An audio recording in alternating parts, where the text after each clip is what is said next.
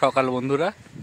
আজ নভেম্বরের 19 আর সামনেই কিন্তু আমাদের সেই পিকনিকের সিজন চলে এসেছে। নভেম্বরের শেষ এবং ডিসেম্বরের শুরু মানেই পিকনিকের সেই মহা সিজন শুরু হয়েছে। গ্রাম্য পরিবেশে আজ আপনাদের এমন একটি সুন্দর পিকনিক স্পটের সন্ধান দিচ্ছি। এই পিকনিকের মরশুমে যেখানে আপনার সমস্ত দিনটা এত সুন্দরভাবে কেটে যাবে যে আপনারা কল্পনাই করতে পারবেন না।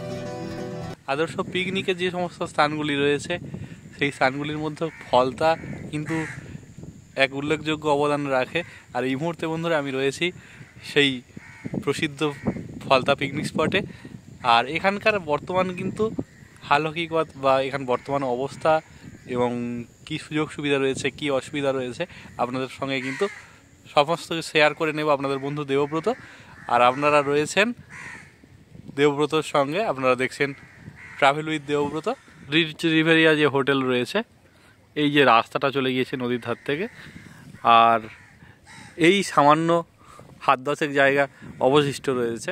পিকনিকের সময় এই জায়গাগুলিও কিন্তু ভিড়ে ঠিক করতো। আর মূল যে পিকনিক গ্রাউন্ড রয়েছে সেই জায়গাটি কিন্তু পাইলিংয়ের কাজ হচ্ছে। মোট 500 মিটারের নদী পাড় সংরক্ষণের কাজ চলছে। আর ফলতা যে পিকনিক স্পটের কিন্তু সেই সংরক্ষণের কাজ সবার আগে শুরু হয়েছে পিকনিকের সিজনের কথা মাথায় রেখে। পুরনো কিছু বসার জায়গা যেমন ভেঙে গিয়েছে, নদীর পাড়ে বসার জন্য কিন্তু বেশ কিছু এরকম নতুন বসার জায়গা তৈরি হয়েছে। যে মূল পিকনিক স্পটের যে পাড় কিন্তু এখান থেকে বাঁধা কিন্তু শুরু হয়েছে এই সামনে থেকে।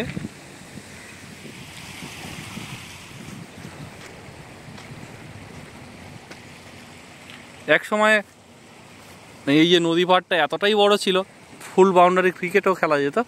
মানে তবু এখনও মানে যা জায়গা রয়েছে দেখা যাচ্ছে, ধরুন সম্ভবত এখান থেকে কিন্তু 40 ফুট মতো জায়গা রয়েছে চওড়াতে।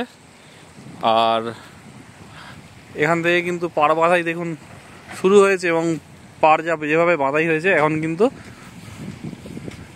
বেশ কিছুদিন কিন্তু এই পাড়টা সংরক্ষিত থাকবে।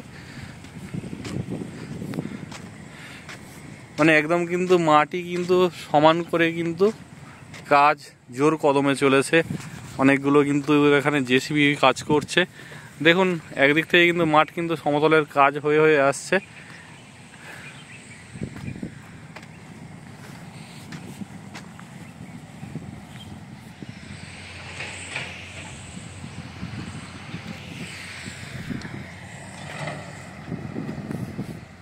সামনেই পাড় বাঁধাইয়ের কাজ চলছে, আপনাদের সেখানেই নিয়ে যাচ্ছি।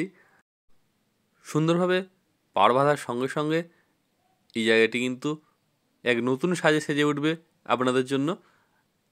আর সমস্ত আপডেট দেখার জন্য আমার চ্যানেলে আপনারা চোখ রাখতে পারেন।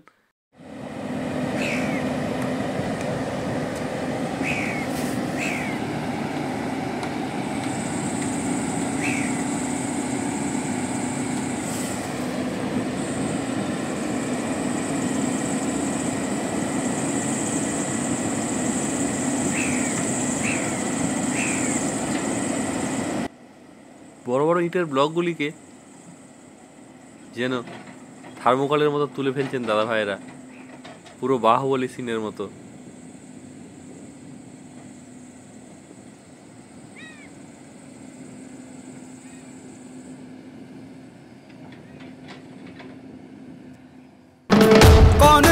कौन है वो कहां से वो आया।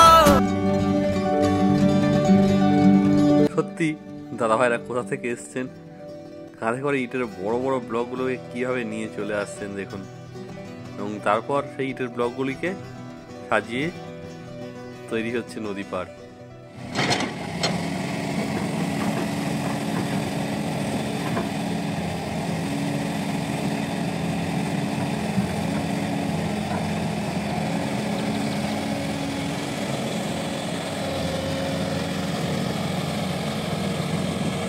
এই ইটের বড় বড় ব্লকগুলোকে বসিয়ে কিন্তু নদী পাড় বাঁধার কাজ চলছে। আর সামনেই আপনাদের দেখালাম যে কাজ কিন্তু চলছে। পিকনিক করতে এলে বিশেষ করে যদি সাথে ফ্যামিলি থাকে, সবার আগে মাথায় থাকে যে এখানকার বাথরুমের ফেসিলিটি কী রয়েছে। তো এখানে দেখতে পাচ্ছি কিন্তু একটি নূতন কিন্তু বাথরুম কিন্তু তৈরি হয়েছে, কিন্তু এটি হচ্ছে ওই সময়ে চালু হবে কি না আপনাদের কিন্তু তার আপডেট দিতে থাকবো। পিকনিক স্পটের কাছেই কোনার দিকে এই সুন্দর দোকানটি রয়েছে। এখানে বিভিন্ন ধরনের খাবার থেকে শুরু করে আপনার সমস্ত কিন্তু খেলার সরঞ্জাম, ব্যাডমিন্টন থেকে সমস্ত কিছু পাবেন। এখানেও কিন্তু পে অ্যান্ড ইউজ টয়লেটের ব্যবস্থা রয়েছে এই দোকানের সঙ্গেই। বন্ধুরা, এতক্ষণ ঘুরে দেখাচ্ছিলাম আপনাদের ফলতা পিকনিক স্পটের বর্তমান অবস্থা। একটু আগে কিন্তু আমি ছিলাম ও পাশে, সামনেই দেখতে পাচ্ছেন যে নৌকো ঘাট রয়েছে। তো ঠিক অপোজিটে যে নদী পাড়টি দেখতে পাচ্ছেন,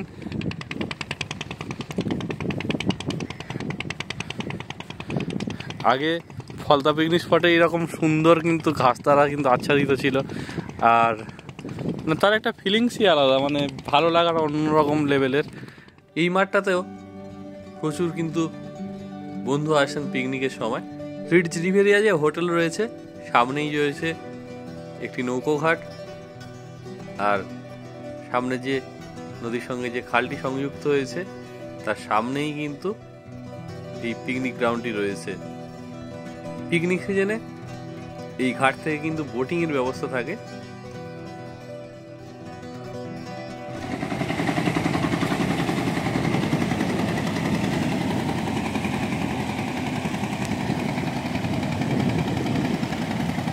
ঘুরতে সময় এখন সকাল 7:30, অর্থাৎ 7:30, আর জেলে নৌকাগুলো কিন্তু অর্থাৎ মাছ ধরার নৌকাগুলো কিন্তু ধীরে ধীরে কিন্তু একে একে নদীতে পাড়ি দিচ্ছে মাছ ধরার জন্য।